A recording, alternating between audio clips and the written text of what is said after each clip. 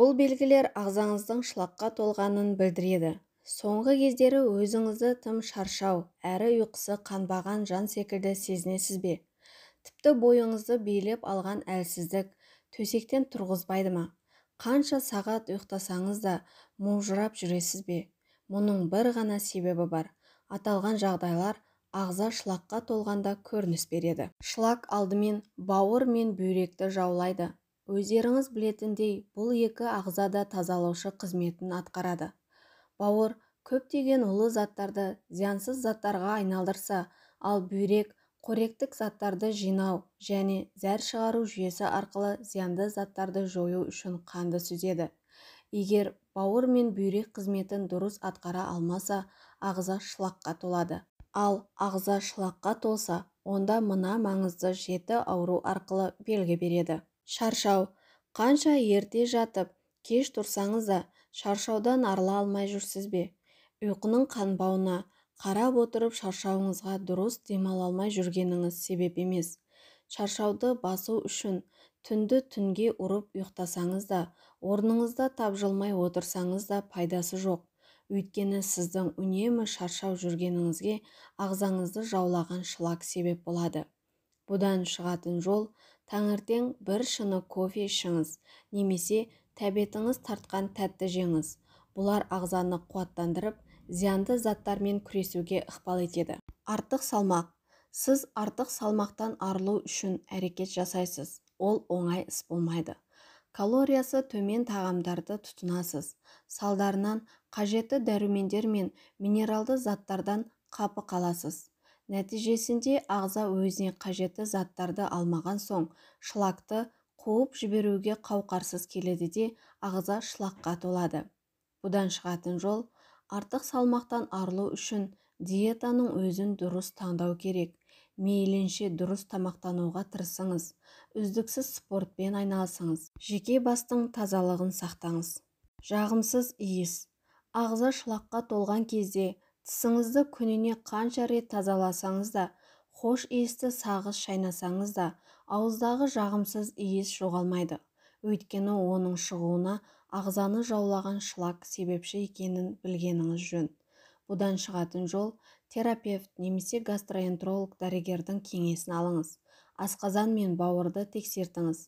Қажет болса, арнайы дәрілердің көмегімен жудырып ем жасаңыз. Іш қату. Шлакты ең көп жинайтын әрі тазалайтын ішек. Күн сайын тұрмақ, сағат сайын ішекке шлак толады.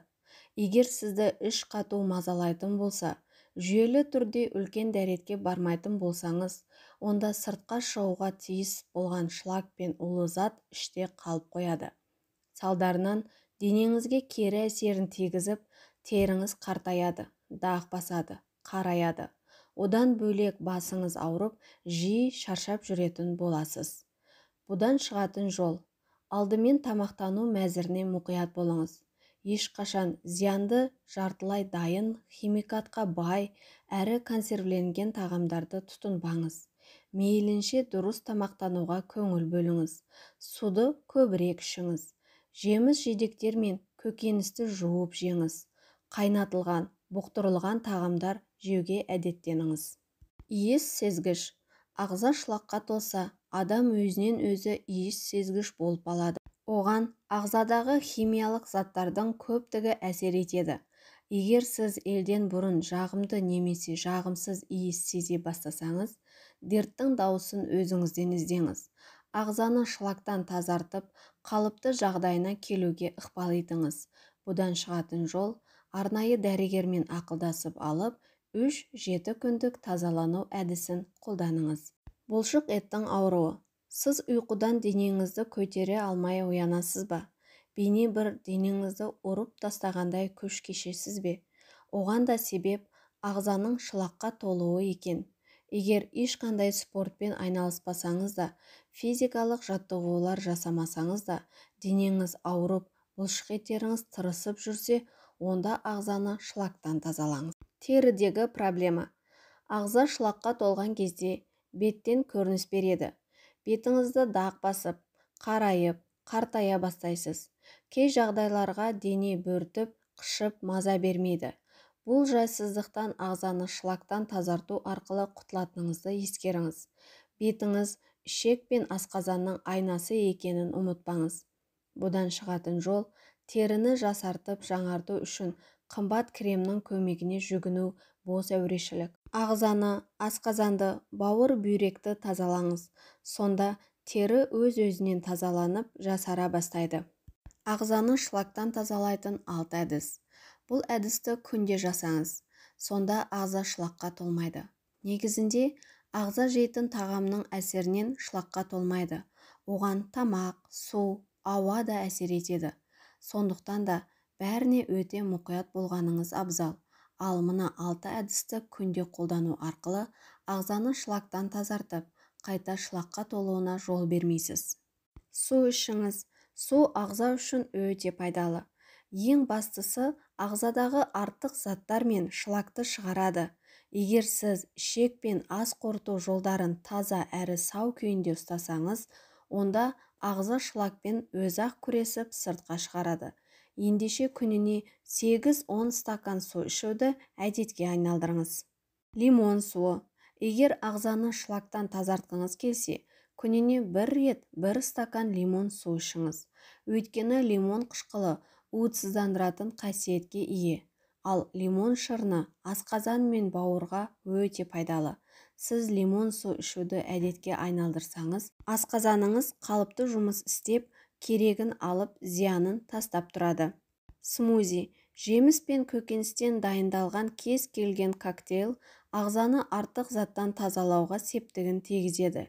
Ендеше күнделікті тамақтану мәзіріне қырыққабаттан, қызылшадан, алмадан, апельсиннен, алмұрттан, кивиден, ананастан, авокадо немесе зімбірден смузи дайындап ішіңіз.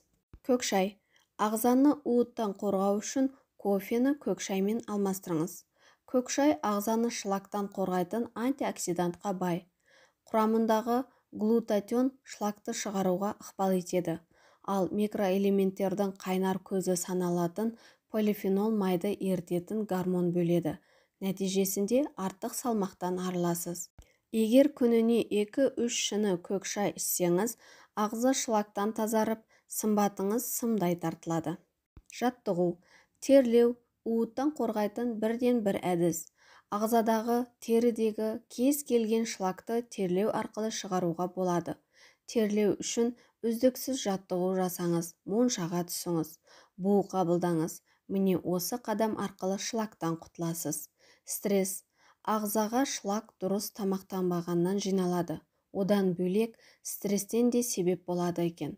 Сондықтан да кез келген дүниеге салмақты қарап, байыппен шешіңіз.